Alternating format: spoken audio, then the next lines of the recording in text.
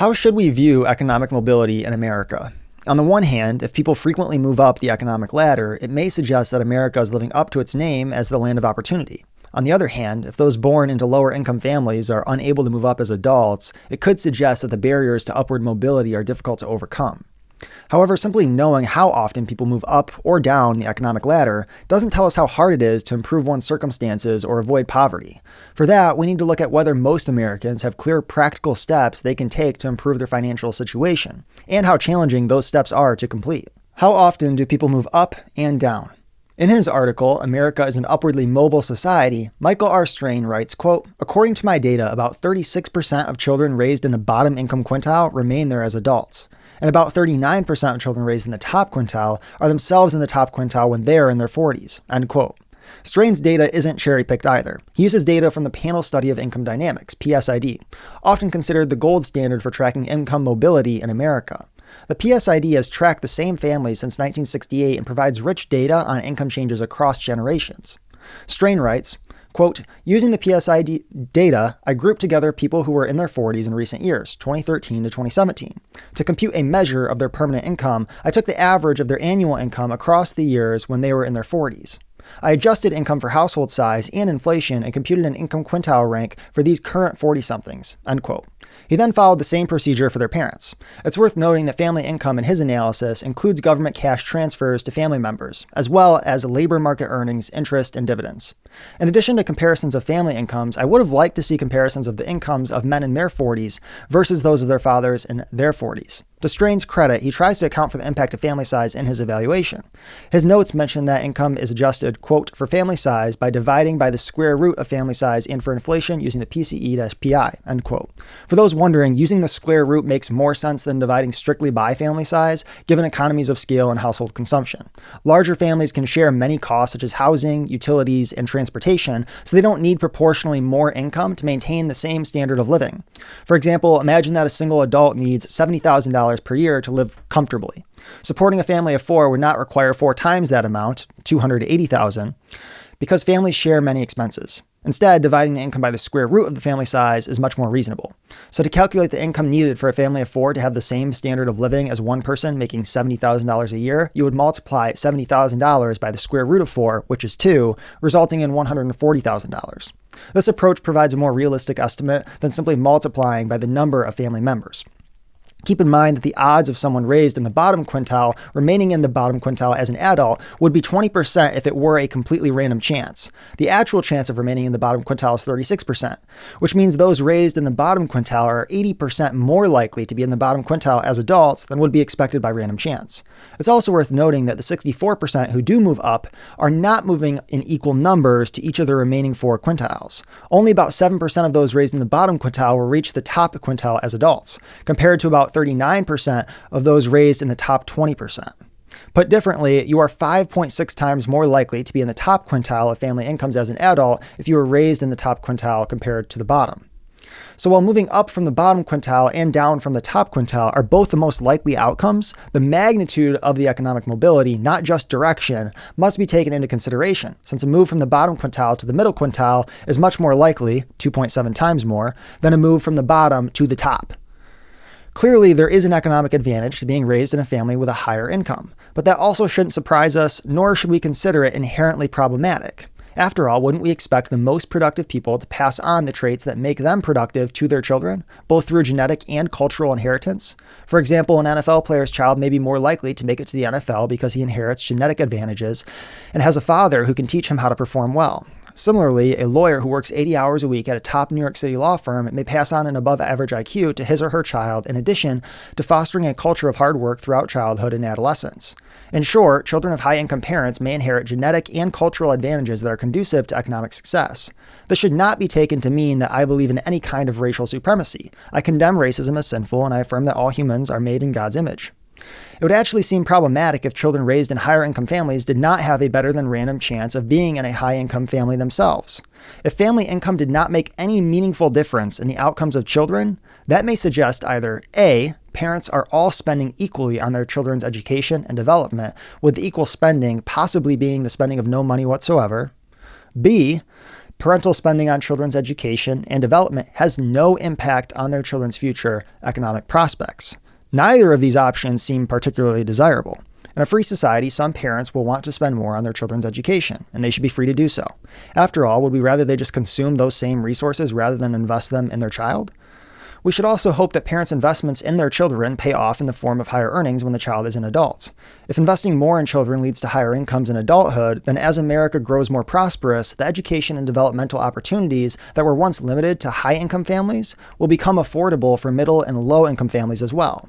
This means their children can also benefit from the same advantages that were previously exclusive to wealthier households. In contrast, if investing more in children had no effect, that would indicate that progress in developing children's skills and knowledge may have stalled with no room for incremental improvements beyond what is already widely available. How hard is it to move up? It's likely that reaching the middle income group or higher as an adult is easier for people who grew up in wealthy households than for those who grew up in poor households. As a result, it makes much more sense to focus not on how hard it is to move down, but on how hard it may or may not be to move up. If moving out of the bottom quintile requires extreme effort, we should certainly view economic mobility differently than if it requires only moderate effort. So how hard is it to move up, and what must one accomplish to climb the economic ladder? The success sequence is a formula to help young adults succeed in America, and it involves 3 steps: get at least a high school education, work full-time, and marry before having children. In Wendy, Wang, and Brad Wilcox's May 2022 report, The Power of the Success Sequence, they found that among millennials who followed this sequence, 97% are not in poverty between the ages of 32 and 38. And whether someone was Black, Hispanic, or came from a low-income family seemed to have little impact on the success of the success sequence. Quote, the vast majority of Black, 96%, and Hispanic, 97%, millennials who followed the sequence are not poor in their mid-30s, ages 32 to 38, as is also the case for 94% of millennials who grew up in lower income families and 95% of those who grew up in non-intact families. Moreover, for those who do not have a college degree but only finished high school and who work and marry before having children, 95% are not poor by their mid-30s, end quote. In contrast, 52% of those who missed all 3 steps are in poverty in their mid-30s, ages 32 to 38. For reference, the official poverty rate in the U.S. in 2018 was 11.8%. This is similar to the poverty rates for millennials aged 32 to 38. As Wang and Wilcox note, quote, among millennials ages 32 to 38, 15% of women are in poverty compared with 12% of men, end quote. It's also important to note how education and employment were defined, as this could significantly affect how the findings are interpreted. Wang and Wilcox noted that, quote, in this analysis, finishing high school and having a full-time job, working 35 or more hours per week and 50 or more weeks a year, were measured when respondents were in their mid-20s. End quote. This means that recent high school graduates who were temporarily unemployed or worked part-time after graduation were not counted as failing to follow the success sequence simply because they did not immediately have a full-time job. This is important because not working full-time for a year or 2 after high school is very different from not working full-time in your mid-20s. The advantages of the success sequence extend beyond simply avoiding poverty. Intuitively, it would make sense that graduating high school, working full-time, and waiting to have kids until you are married would also increase your chances of making it into a higher income bracket. After all, high school diploma signals to potential employers a baseline level of competence and conformity. Working full-time provides a greater income than working part-time or not at all, and waiting to have children until you are married means you will miss out on fewer opportunities for continued education or work due to caring for children without the help of a committed spouse.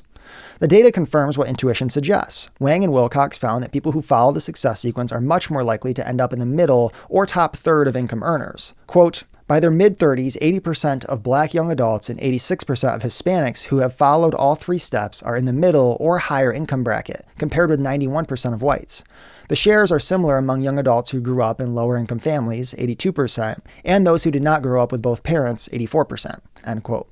I suspect that following the success sequence is easier when it has been modeled for you by parents and is valued more strongly by your surrounding community. To that extent, it is understandable that some communities' children follow the success sequence at higher rates than others. However, it would be hard to argue that the success sequence is not widely available to those who desire to follow it. In the absence of exceptional circumstances, a motivated preteen or teenager who puts in the necessary effort should be able to graduate from high school. Likewise, they should be able to work full-time in their mid-20s, again, excluding exceptional circumstances.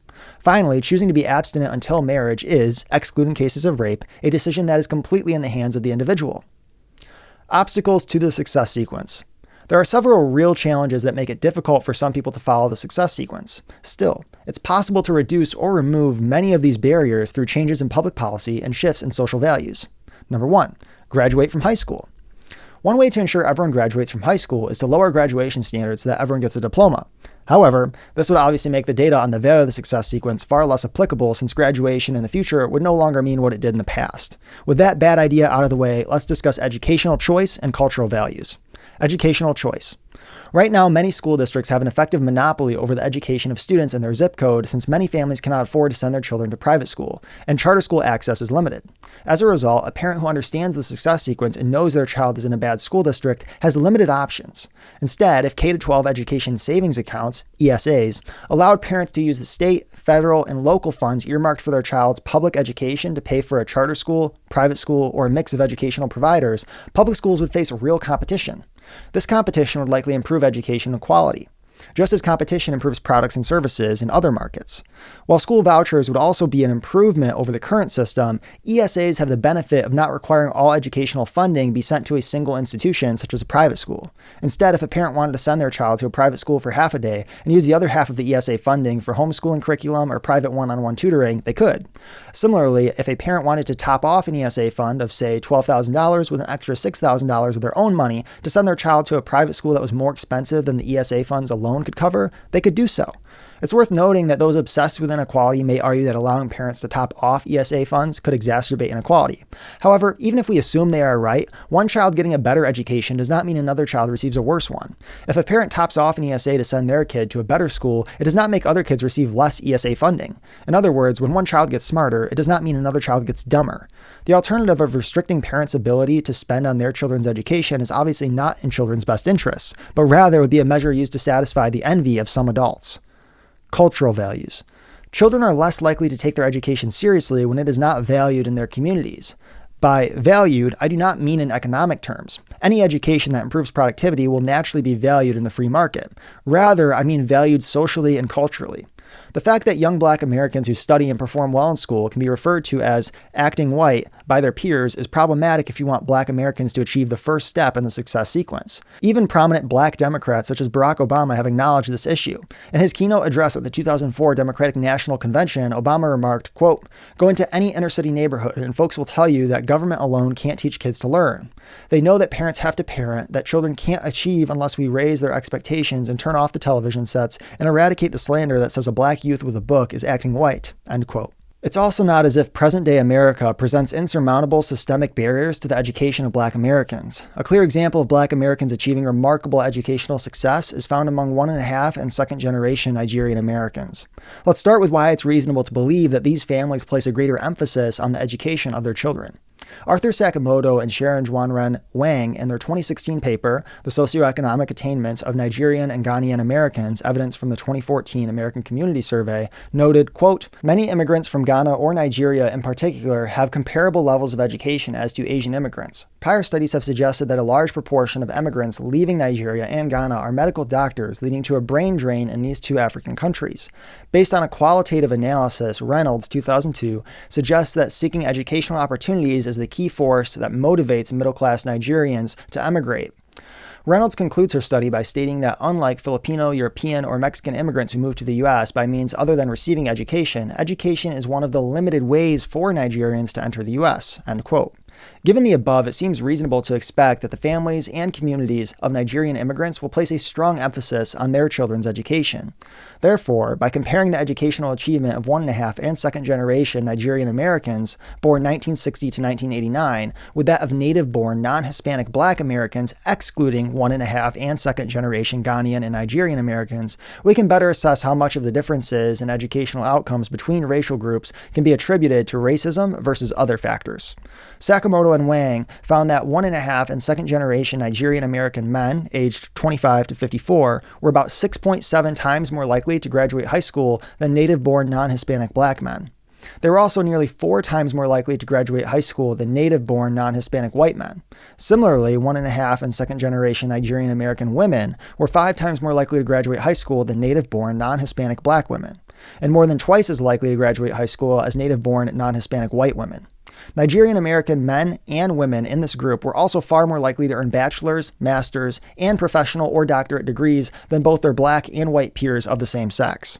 To be fair, comparing the children of Nigerian immigrants who tend to be well educated to the children of native-born black Americans is not an apples-to-apples comparison, as children benefit from being raised by educated parents. Still, the incredible academic achievement among 1.5 and second-generation Nigerian Americans shows that it is unlikely that any potential racism among educational institutions can be considered the primary reason for the disparity in educational attainment between the races.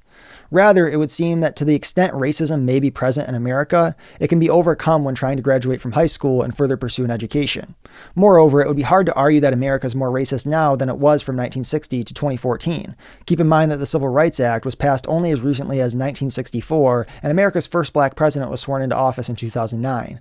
It's also worth noting that some may only consider education valuable insofar as it actually leads to higher incomes. For them, it is worth noting that Sakamoto and Wang study also found that 1.5 and second generation Nigerian American men and women had higher median and mean hourly wages than their native-born non-Hispanic black American counterparts, excluding 1.5 and second generation Ghanaian and Nigerian Americans.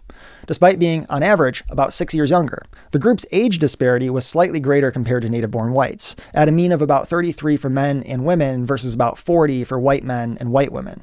That's important to mention before discussing how incomes compare between the Nigerian and white groups, since in the United States, most workers earn more at age 40 than at age 33, particularly those with bachelor's degree or higher, which a majority of the Nigerian group have compared to a minority of the white group. Still, the median hourly wage among white men was only about 1.5% higher than that of the male Nigerian group. In contrast, the median hourly wage among the Nigerian women was about 19% higher than that of the white women, despite being 7.3 years younger. Clearly, 1.5 and second generation Nigerian immigrants demonstrate the impact that familial and cultural values can have on children's educational and economic outcomes. To wrap up, several factors can make it more difficult for some groups and individuals to graduate from high school, and thus achieve the first step in the success sequence. Yet it does not seem to be the case that any sort of glass ceiling exists to stop Black Americans in particular from succeeding academically. However, that does not mean that there is nothing we can do to improve the odds that teenagers from all racial groups graduate. Implementing K-12 education savings accounts would create greater competition among educational institutions, presumably resulting in better student outcomes. K-12 ESAs are also quite popular, enjoying overwhelming support among Democrats, Republicans, and independents, with more than 75% of each group supporting the policy according to a 2021 poll. While I did not find data on support for ESAs by race, the same poll found that support for school choice was 74% among African Americans and 71% among Latinos. Given these two data points, it is almost certainly reasonable to suspect that the majority of African Americans would support ESAs. Even apart from changes in public policy, parents can place a strong emphasis on their children's education and make learning, including about the success sequence, a staple in their own households. Obviously, changing entire communities and cultures is difficult, but everyone can start in their own household and work outward into their friends groups, churches, sports teams, neighborhoods, schools, and communities. Number 2, get a full-time job. One obvious public policy solution to make it easier for younger Americans to find work is to repeal state, federal, and city-level minimum wage laws. An employer cannot afford to pay an employee more than they produce per hour in goods and services. Making it illegal to pay someone less than X dollars per hour does not mean everyone can produce X dollars worth of goods and services per hour. As a result, those who are less productive can be completely priced out of the labor market, leaving them permanently unemployed unless they increase their productivity at some point in the future. Given that in knowledge economies, like America's today, people typically earn more with age, minimum wage laws disproportionately harm younger individuals who haven't yet gained the skills, experience, and references necessary to produce beyond the wage floor set by minimum wage laws. Moreover, without a job or income, it can be hard to gain the skills and references needed to get a full-time job. In the absence of minimum wage laws, young Americans could take a job that pays comparatively little now to gain the knowledge and experience that make them more productive and help them de-risk themselves to future employers who may be willing to hire them at a much higher wage. Keep in mind that there is a reason many employers ask for references on job applications. Someone whose previous employer is willing to vouch for their character and productivity will typically be considered a less risky hire than someone with no such references. In fact, a young employee can gain significant value from a reference given by their first employer, even if their initial wage is relatively low compared to what they might earn in their 30s and 40s. The reference can open doors to better jobs in the future, making the early work experience much more valuable than the initial pay might suggest. Other barriers to employment for young individuals who tend to be less skilled include restrictions on firing employees and requirements that employees receive certain benefits. When you make it harder to fire employees, you make it riskier for businesses to hire them in the first place. If a bad hire may be stuck on an employer's payroll for a long time, employers will naturally respond by being far more selective in their hiring or by foregoing hiring altogether, depending on the severity of the restrictions on firing. Mandatory employee benefits create barriers to employment similar to those of minimum wage laws because they raise the cost of hiring each worker. For instance, if employers are required to provide benefits that cost them $1,600 per employee per month, they will lose money by hiring anyone whose work generates less than $1,600 per month in value. If there is also a minimum wage law, employers must add the cost of mandatory benefits to the wage floor. This means an employee must generate value greater than the combined total of the minimum wage and the cost of benefits to be considered for hire. Suggestions mentioned earlier regarding K-12 ESAs and changing American cultural values to emphasize education would likewise make it easier for individuals to gain full-time employment. Even to the extent that graduating high school could potentially be more of a signal than anything else, employers may find that signal has value to them. Reforming the K-12 curriculum to better align with factors that make individuals more economically productive would also be helpful. Bear in mind that would not mean ignoring social and moral development, both of which employers would also find valuable. Obviously, an employee who steals wouldn't be an employee for long, and an employee who can't communicate with customers or coworkers may be less productive than one who can. I suspect a change in cultural attitudes towards work could also help more Americans find full-time employment by their mid-20s. However, that is beyond the scope of this blog.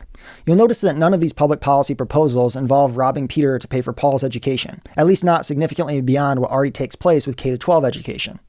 The reason for this is that theft is wrong. If I had more time, maybe I would address the other issues with such schemes, but for now, those 3 words will suffice. Number 3, get married before having children.